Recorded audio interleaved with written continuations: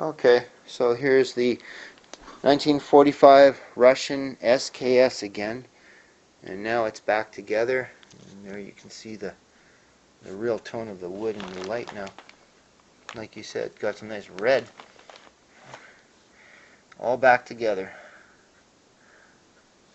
Shines pretty nice with that video light on.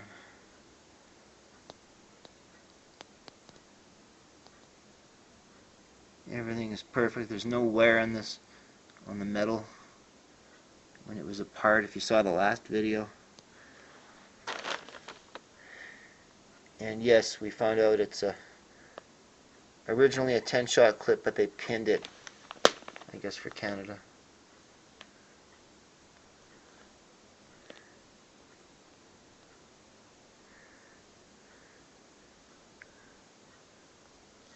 Was it hard to put back together? Pretty easy.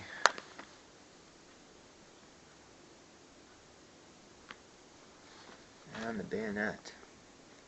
So that doesn't come off, eh? It can. It can. Right here. Oh, okay. So what? You can't even budge it until you pull something out?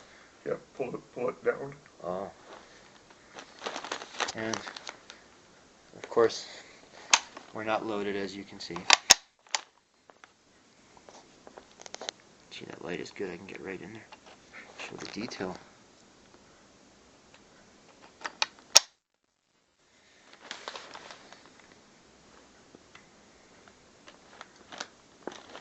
And the strap went on nicely, and that's obviously, look at that.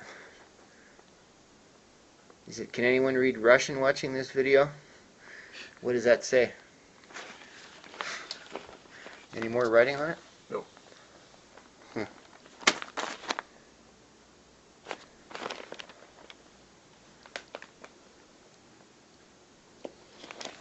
steel. This is what I couldn't film last time. So you got the cleaning kit in here. How do you get it out? Oh, it's not in there? No. Okay. I'm not going to keep it in there. Huh.